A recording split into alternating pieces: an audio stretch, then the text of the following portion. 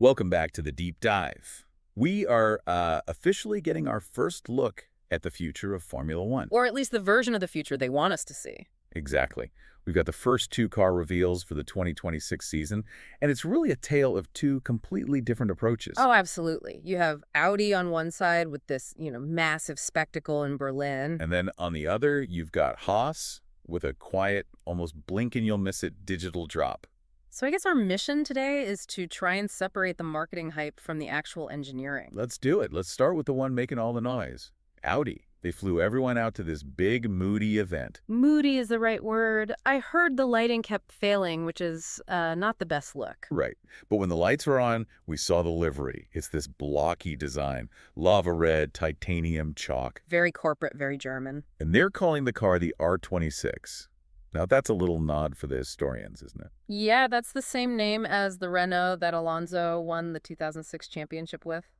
A bold choice. Well, the ambition seems to match.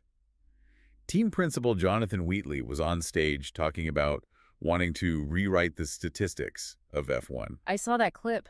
He even said his dream was to scrap the rules, just give the engineers a box and a weight limit. It all sounded like they were ready to come out and win from day one. It certainly sounded that way, but, we have to pump the brakes a little. Okay, so what was actually on the stage?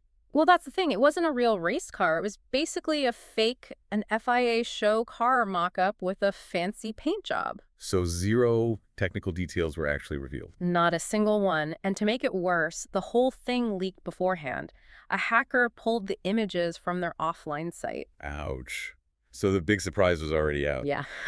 But the real friction for me is the timeline. You have Wheatley talking about winning now, Right. but Mattia Binotto himself said previously that this is like a 4-year project before they're really mature. So you have a huge mismatch between the marketing and the engineering reality. Exactly. Audi brought a great show, but they didn't really bring a car. Which brings us to Haas, who did the exact opposite.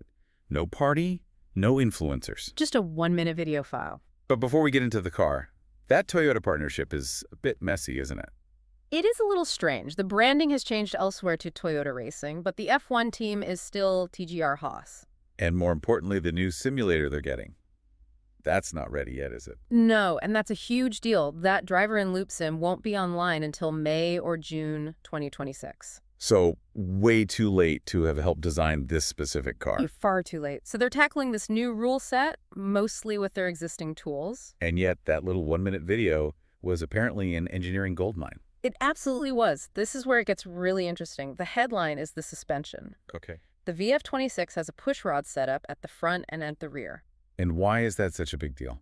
Well, because Haas buys its gearbox and rear suspension from Ferrari. This basically confirms that Ferrari is going back to a pushrod rear for the first time since 2011. Wow, okay, so that's a huge shift from the pull rod designs they've used for over a decade.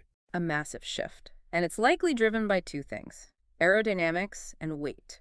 The cars have to lose 30 kilos for 2026. They do. And a pushrod can be lighter, but I think it's more about aero. Moving all those parts up and out of the way clears a channel for air to feed the floor's Venturi tunnels. All for that ground effect. It's everything in these cars. We also saw some other little clues, like a simpler floor fence and these retro front wings that look a bit like they're from the late 2000s. So it's ironic, isn't it? The corporate giant, Audi, throws this huge party just to show us a paint job. On a mock-up. While the smallest team on the grid, Haas, just uploads a video that gives us the first real blueprint of the 2026 generation. It's the perfect F1 story, really. Substance over style. So here's a final thought for you to chew on. If Haas is already revealing Ferrari's suspension secrets just by showing off their customer parts. Yeah, where are you going with this? It just makes you wonder, if the customer car is already showing this much, how much more is Maranello hiding for their own reveal? We'll be watching. Thanks for listening to this deep dive.